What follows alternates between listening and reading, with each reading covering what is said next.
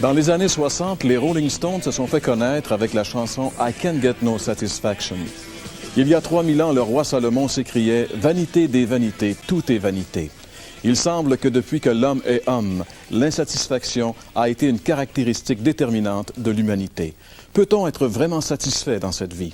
Les vraies réponses aux vrais problèmes à l'heure de la bonne nouvelle.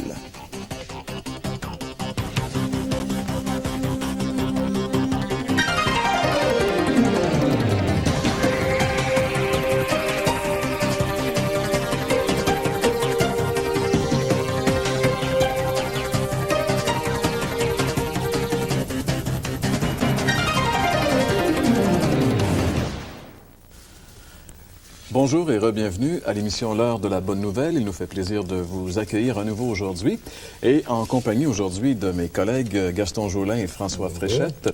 Bonjour. Nous allons parler de l'insatisfaction. Il y a également Sophie Arbour qui sera à la partie musicale avec sa sœur Martine, accompagnée de Evelyne. Je vous invite à ne pas manquer le merveilleux cantique qu'ils vont nous interpréter un petit peu plus tard au courant de l'émission. Parlant de musique, Gaston, je pense que c'est la première fois que les Rolling Stones participaient à l'émission L'heure de la bonne nouvelle. Ah ben oui, justement, mais bon, je pense pas que les Rolling Stones répondent vraiment aux besoins de l'homme. Hein? On a quelque chose d'autre à partager avec les gens. C'est justement la triste confession qu'ils nous laissent. Hein? On ne peut pas être satisfait. Hein? Eux-mêmes avouent le sujet dont nous parlons aujourd'hui, l'insatisfaction. En effet, bien, et nous vivons dans un monde, hein, Jean-Pierre, d'insatisfaction. Pourtant, on entend ce dicton qui est assez bien connu, c'est pas l'argent qui fait le bonheur. Il semble que c'est la maladie du siècle, quoi. L'homme n'est jamais satisfait avec ce qu'il a, fût-il dans l'abondance. Je me rappelle d'avoir vu puis lu dans le passé, là, je crois que c'était la revue Life. On parlait justement d'un groupe de gens qui étaient devenus millionnaires avant l'âge de 40 ans. Ils avaient réussi dans les affaires à devenir millionnaires. Et pourtant, leur vie personnelle puis familiale, bon, c'était un vrai fiasco. Puis ces gens-là étaient insatisfaits, ils étaient malheureux. Et puis, il me semble que c'est encore l'image de beaucoup de gens aujourd'hui. Parlons un peu des grèves, parce que je crois que les grèves, là, c'est le fruit de cette insatisfaction qu'on retrouve dans toutes les couches de la société. Hein? Pour quelques-uns, pour plusieurs, les grèves peuvent avoir sa raison d'être, mais pour l'ensemble ou la plupart, par exemple, là, les grèves qui souvent paralysent notre économie, là, eh bien, c'est le fruit de cette insatisfaction qu'on retrouve dans le cœur de l'homme. On veut plus, hein? On en veut toujours plus. On en veut toujours plus, justement. On veut plus de salaire, on veut moins de travail, plus de sécurité, plus de vacances, plus de temps pour nos loisirs et ainsi de suite. Et malgré tout cela, malgré le fait qu'au cours du siècle qu'on vient de passer, les conditions de travail se sont très, très améliorées, etc., mais on est toujours avec une société qui est insatisfaite quand même. Oui, justement. Et en fait, les sociétés, dans la société, même si on grève, ça peut satisfaire un certain groupe de gens, mais l'ensemble qui paye, c'est l'ensemble de la société qui paye. Hein? Il y avait quelqu'un qui avait déjà dit un jour combien ça prend d'argent pour être heureux, et la personne, avec une sagesse, a répondu seulement un peu plus que ce que nous avons maintenant, en montrant que c'est un gouffre sans fin. Hein? Oui. Puis en plus, quand on parle de grève, hein, bien, ça se passe même dans les équipes de sport. Ces gens qui sont payés à gros salaires, dans le baseball, par exemple, puis le hockey, on pourrait bien les appeler les clubs des millionnaires. Puis je pense que ça sera absolument juste. Hein? Alors, dans toutes les couches de la société, comme j'ai dit tout à l'heure, bien, on retrouve des grèves. Hein? Les professeurs font grève dans les écoles. Et puis, même les étudiants font grève, les policiers font grève, les médecins font grève, hein, partout, dans les chantiers, enfin, dans les usines, partout, et on retrouve des greffes. Tout ça, ça répond à l'insatisfaction chez les gens. Puis que dire aussi des enfants qui revendiquent certains droits vis-à-vis de leurs parents. Puis ici, je ne parle pas de parents qui maltraitent leurs enfants, là, hein? Mais d'enfants qui croient que leurs parents sont vieux jeux, et puis c'est comme si, pour eux, leurs parents comprennent pas leurs aspirations, puis enfin, leurs désirs, puis ainsi de suite. Alors, vous savez, cette insatisfaction, on la retrouve dans les foyers, on la retrouve sur le champ de travail, on la retrouve partout, en fait, hein? On la retrouve partout parce que fort probablement, l'insatisfaction, elle est dans le fond du cœur de l'être humain. Et justement, la Bible en parle et c'est de ça qu'on veut justement parler dans un petit instant ensemble. Vous aimeriez approfondir les réflexions proposées dans cette émission? L'heure de la Bonne Nouvelle vous offre gratuitement un exemplaire du Nouveau Testament, Bonne Nouvelle aujourd'hui, ainsi que 2 brochures des plus intéressantes, Réponses à vos questions et le Titanic. En plus, un calendrier de réflexion quotidienne. Pour recevoir le tout, écrivez-nous et faites-nous part de vos commentaires. L'heure de la Bonne Nouvelle, case postale 1054 Sherbrooke, Québec, J1H 5L3. L'insatisfaction, c'est, selon la définition qu'en donne le dictionnaire, l'état de celui ou de celle à qui il manque quelque chose. Être insatisfait, c'est manquer de quelque chose. Et ça me fait penser à cette citation qu'on attribue à saint Augustin, ce grand théologien du 4e siècle, qui disait que dans le cœur de tout être humain, il y a un vide qui a la forme de Dieu et que seul Jésus-Christ peut combler. C'est pas vraiment, Jean-Pierre, une insatisfaction, c'est pas un manque de quelque chose, c'est un sentiment qui nous manque quelque chose. Il y a quand même une nuance à faire, je pense, qui est importante. C'est pas le fait qu'on manque de quelque chose, c'est on a l'impression qu'il nous manque quelque chose. C'est parce qu'il nous manque vraiment quelque chose. Mais en réalité, ce qui nous manque, c'est pas quelque chose, mais c'est quelqu'un, comme on va le révéler au cours de notre émission. Et c'est intéressant, lorsqu'on lit les évangiles, par exemple, on voit dans les rencontres que Jésus a fait avec les gens, il a rencontré beaucoup de personnes qui justement, dans ces rencontres, leur insatisfaction a été mentionné ou amené à la lumière. On pourrait penser à Nicodème, on a parlé un peu de lui dans des émissions antérieures. Nicodème, ce chef religieux, cet homme qui avait la connaissance théologique, qui avait le prestige de sa position, qui était un homme, enfin, en qui on pourrait dire vraiment tout lui a réussi, eh bien cet homme-là était vide à l'intérieur. C'est pour ça qu'il est venu de nuit voir Jésus, parce qu'il croyait que Jésus pouvait lui apporter quelque chose. Pourquoi? Parce qu'il était vraiment conscient qu'il lui manquait quelque chose. On pourrait parler également de cet autre personnage assez folklorique des évangiles, Zachée, cet homme qui était un percepteur d'impôts pour la solde des Romains, donc un homme qui était très, très riche, mais à qui Jésus un jour a donné rendez-vous dans sa maison. Et puis Zachée, malgré le fait qu'il était très riche, il n'était certainement pas un homme très populaire cependant, mais il était très riche, mais cet homme-là, il lui manquait quelque chose parce qu'il était tellement heureux le jour où Jésus est venu chez lui qu'il a dit à Jésus, je donne la moitié de mes biens aux pauvres. C'était la conséquence de la joie qui l'a habité alors que maintenant il était pleinement satisfait. On pourrait parler aussi de Pilate. François nous a parlé de Pilate dernièrement. Et quand on regarde les questions que Pilate posait, on voit que c'était un homme angoissé. Pilate n'était pas un homme en paix. C'était un homme qui, justement, était insatisfait également, malgré le fait que probablement que dans la province de Palestine, à l'époque, c'était probablement l'homme le plus important, le plus influent. Il avait pouvoir de vie et de mort sur les gens qui vivaient dans cette province romaine. Mais malgré tout cela, cet homme-là était insatisfait. Pourquoi? Parce que ni la richesse, ni la célébrité, ni l'influence peut satisfaire l'homme. On pourrait penser particulièrement, je crois que le personnage de notre époque qui a le mieux cristallisé cette pensée, ce serait le chanteur Elvis Presley, qui dans les années 50 est devenu très, très populaire. Et on sait que cet homme-là, je veux dire, ça fait plus que 20 ans qu'il est mort, et encore aujourd'hui, il y a une foule d'imitateurs. Il est resté à une idole, cet homme-là. Mais cet homme-là, on dit que malgré la richesse, malgré la célébrité, cet homme-là était foncièrement malheureux. D'ailleurs, il est mort jeune parce qu'il était rongé par l'angoisse. C'était un homme qui prenait de la drogue pour essayer de s'évader. Pourtant, quand on regarde de l'extérieur un individu comme celui-là, on peut dire, si lui n'est pas satisfait, qui finalement peut l'être satisfait sur la Terre? Ça démontre que la popularité hein, ça comble pas cette insatisfaction qu'on retrouve dans le cœur humain. Malgré qu'il faisait envie. Hein. C'est évident que ce gars-là fait envie, même encore aujourd'hui. Même Et puis 20 lui, ans après sa mort. C'est ça. Puis lui, probablement, il aurait éventuellement changé facilement avec certaines autres personnes qui semblaient heureux dans la simplicité lorsque lui était dans la mort. Alors, lorsqu'on réfléchit sur des personnages comme ceux-là qui marquent l'humanité quand même, cet homme-là a marqué l'humanité, lorsqu'on réfléchit sur ces gens-là, on devrait normalement en arriver à la conclusion que c'est pas dans cette direction-là qu'on va trouver la satisfaction, même si la majorité de l'humanité continue de courir dans ces sentiers-là qui ont démontré qu'ils étaient des cul-de-sac depuis fort longtemps. Mais dans la Bible, parce que nous, on veut se baser sur les Écritures, dans la Bible, cette vérité de l'insatisfaction, elle est clairement illustrée par la rencontre que Jésus a faite avec un homme.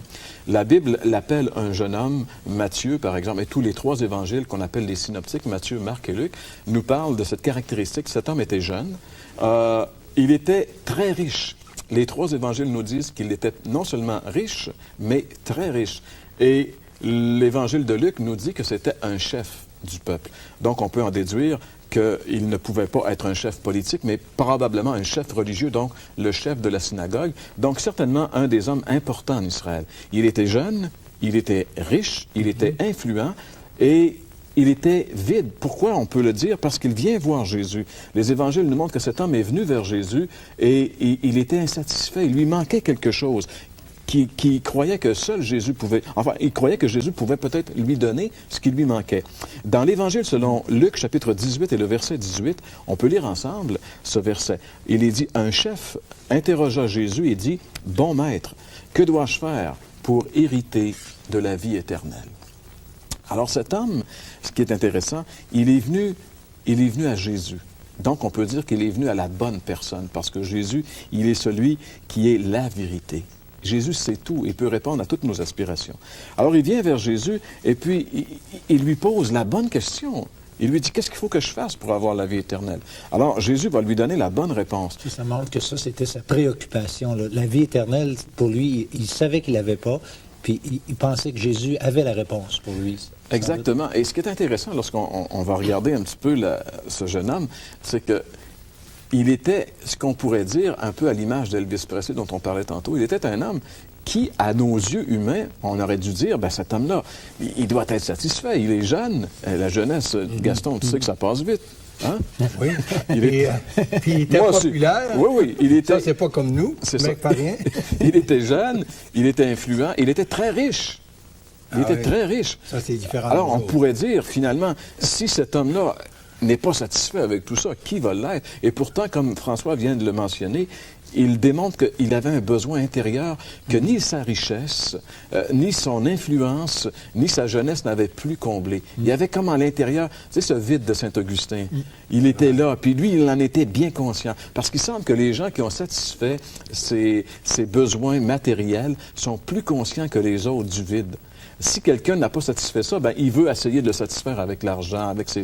Mais quand Monsieur Pellado, je me rappelle d'avoir entendu Monsieur Pellado, qui est décédé dernièrement, dire dans une entrevue que finalement, il dit, écoute, quand on est millionnaire, quand on peut s'acheter n'importe quoi, qu'est-ce que tu veux de plus, là? Tu sais, si t'as une auto, t'en as pas besoin de 10. Si t'as une chaise pour t'asseoir, t'en as pas besoin de 1000. Tu sais, je veux dire, en voulant dire, il y avait une limite à ce que l'argent peut apporter pour te satisfaire. J'avais trouvé très sage ce que disait Monsieur. Ce que M. Pellado disait, et ça correspond un petit peu à ce qu'on voit à travers les Écritures. Alors donc, ce jeune homme vient à Jésus, et Jésus va faire quelque chose de bien spécial, il va le retourner vers un examen de conscience. Jésus va lui dire, écoute, si tu veux avoir la vie éternelle, on peut lire peut-être ensemble au verset 20, Jésus lui dit ceci, « Tu connais les commandements, tu ne commettras point d'adultère, tu ne tueras point, tu ne déroberas point, tu ne diras point de faux témoignages, honore ton père et ta mère. » Donc, Jésus le retourne à la loi, c'est-à-dire à l'obéissance aux commandements. Mais je trouve quelque chose de très intéressant ici. Si on lit, par exemple, j'aimerais continuer et lire le verset 21, ce jeune homme dit « J'ai, dit-il, observé toutes ces choses dès ma jeunesse. » Ce jeune homme confirme son obéissance à la loi, son obéissance au commandement de Dieu. Mais pourtant, il affirme ne pas avoir la vie éternelle pour autant, parce qu'il dit à Jésus « Je veux avoir la vie éternelle. » Alors la question qu'on peut se demander, comment ça se fait que quelqu'un qui obéit à la parole de Dieu n'a pas la vie éternelle? Mais pourquoi? pensait-il... Pourquoi? Non, mais pourquoi? Oui. Parce que justement, la vie éternelle ne vient pas de l'obéissance au commandement de Dieu. La vie éternelle vient uniquement par la foi au Seigneur Jésus. Et c'est ce que Jésus va lui révéler. Au verset 22, par exemple, on lit ceci. Jésus, ayant entendu cela, lui dit, « Il te manque encore une chose. Va, vends ce que tu possèdes, distribue-le aux pauvres, et tu auras un trésor dans le ciel. » Jésus lui dit, « Il te manque une chose. » Et la chose qui lui manque, c'est la chose la plus importante. Et là, Jésus lui dit quelque chose de surprenant. « Va, vends et viens. » Les 3 V. « Va, vends et viens et suis-moi. » Et ce jeune homme a été bloqué là. Il ne pouvait pas vendre. Son cœur était dans les choses matérielles. Il ne pouvait pas vendre. Et ce dont il avait le plus besoin, c'était Jésus. Jésus aurait satisfait ce jeune homme. Il lui aurait donné la vie éternelle. Mais il ne pouvait pas l'avoir. Pourquoi? Parce que son cœur était dans ses richesses. Fort probablement que si ce jeune homme était parti puis avait dit à Jésus, « Hey Jésus, attends un peu, je vais aller vendre ce que je possède puis je vais revenir. » Fort probablement que Jésus lui aurait dit simplement, « Écoute, laisse faire. Je sais que tu vas me suivre. Je sais maintenant que tu me crains. » Un peu comme ça s'est passé avec Abraham et son fils Isaac. Mais, voyez-vous, alors, qu'est-ce que ce texte-là nous enseigne finalement sur l'insatisfaction? Ce texte nous enseigne clairement que la satisfaction ne se trouve qu'en Jésus-Christ. Le jour où nous recevons le Christ comme sauveur personnel, lui va nous satisfaire. Pourquoi? Parce que lui seul peut remplir ce vide qui est à l'intérieur de tous les êtres humains, qui a la forme de Dieu et que Jésus-Christ seul peut combler. Parce que nous avons été créés à l'image de Dieu pour vivre avec Dieu. Malheureusement, à cause du péché, nous avons été séparés. Ça a créé un trou et Christ est venu pour le combler. Alors, voilà vraiment le problème. Mais la solution s'en vient, mes chers amis, après ceci.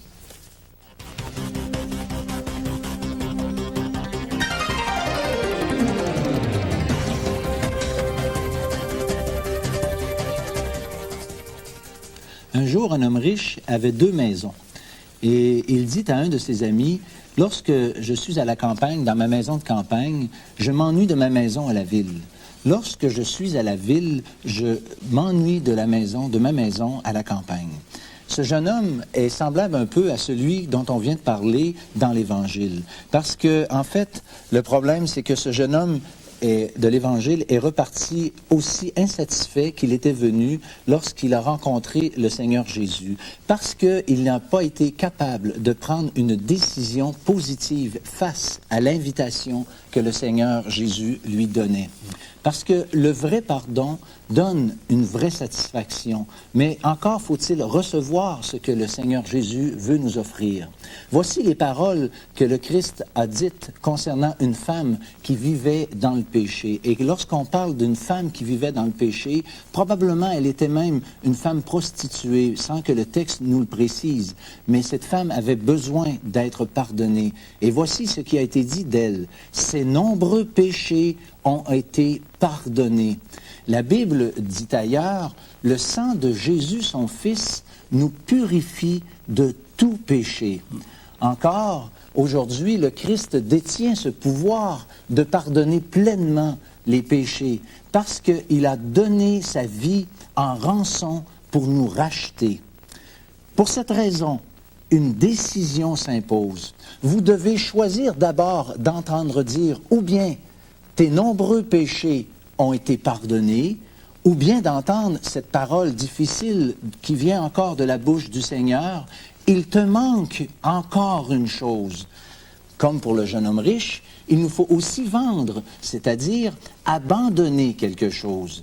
D'abord, nos préjugés doivent être abandonnés.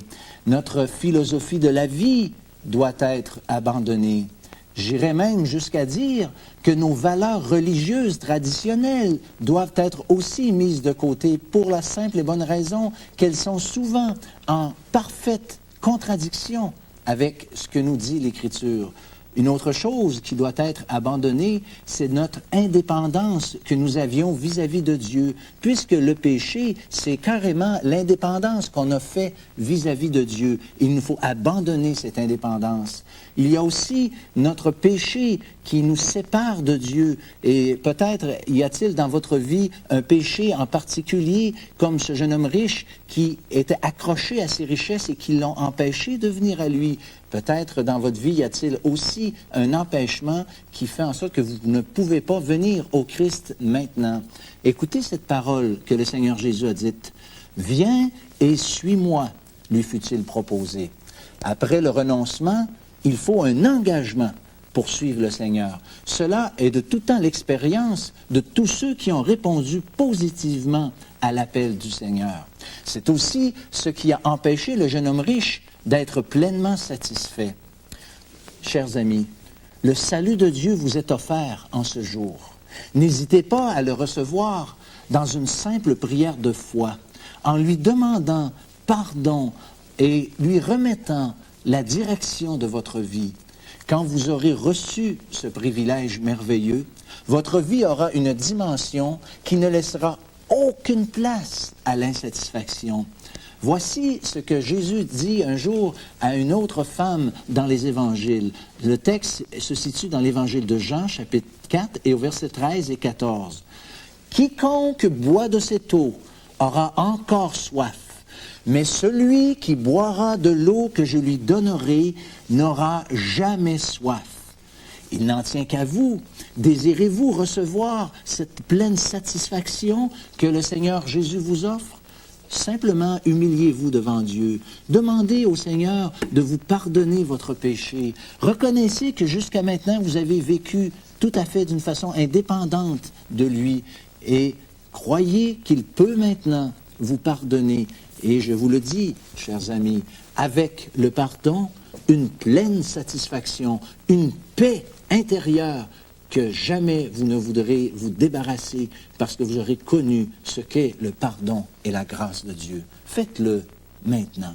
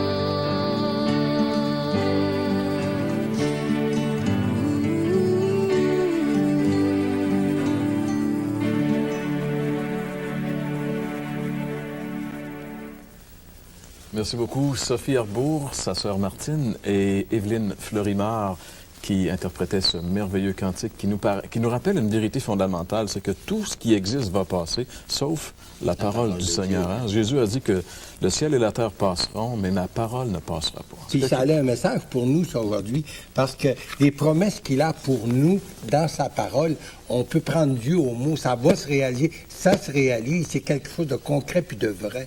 Sur lequel on peut vraiment s'appuyer. Savez-vous, en passant, le taux d'efficacité des prophéties bibliques, c'est-à-dire sur combien de prophéties se réalisent? 100%. Même si c'est le critère de Dieu dans l'Ancien Testament.